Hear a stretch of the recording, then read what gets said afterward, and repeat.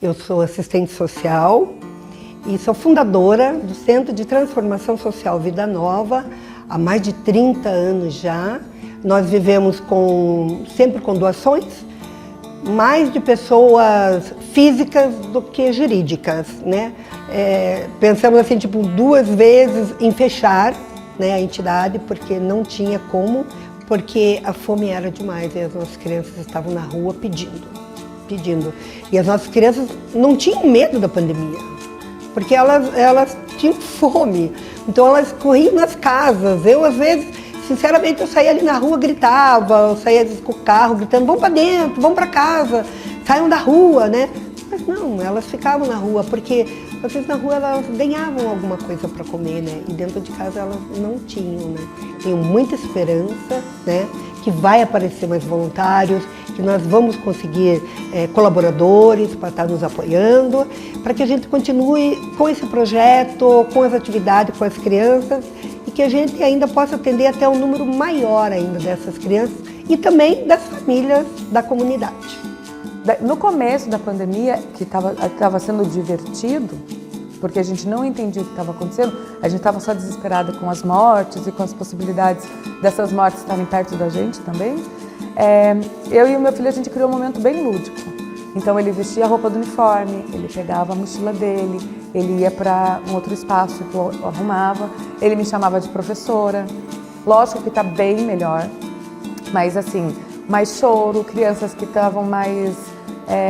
não queriam receber carinho, não conseguiam se abraçar, porque também não podia, né? Não pode pegar. Estava na escola, mas também não podia pegar ninguém, né? Tava todo mundo de máscara.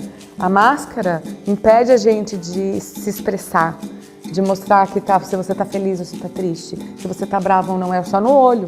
Eu acredito que hoje somos pessoas bem melhores, independente de quem quer evoluir ou não. A gente estava sem televisão na época, sem o conversor digital, na verdade, que era por onde as aulas estavam sendo transmitidas e tal, ou pela internet. E eu não tinha nenhum desses acessos, né? Aí eles disseram que tinha o meio impresso, que foi para mim, foi o que eu precisava, era um impresso. E aí beleza, sempre ia lá, pegava as atividades, tal, terminava semanalmente, ia lá, entregava, eles assinavam, eu pegava mais atividade. Sem um instrutor ficava muito mais difícil, você tem que ser o seu próprio professor, né? O olhar foi a coisa mais presente em toda a pandemia. Toda a pandemia, você via só os olhos das pessoas sem saber qual era o resto do rosto dela, mas era como se fosse a esperança gritando, assim. Pelos olhos das pessoas a gente via emoções, a gente via aquele sorriso com os olhos, né? A gente via lágrimas também, foi bem presente o olhar, né? Todo momento. Eu até pensei em poesias, músicas sobre o olhar. E a minha avó era contadora de histórias por natureza, assim, era muito espontâneo essa relação de ela ter um tema e já desenvolver um contexto fabuloso. Então, o meu ninho de formação humana foi muito voltado para essa questão de família, de vó, de quintal, de bicho em casa, né? E a gente começou então a pensar, eu e meu marido, a levar a natureza para as crianças. E a gente daí lançou o projeto Sacolas Telúricas.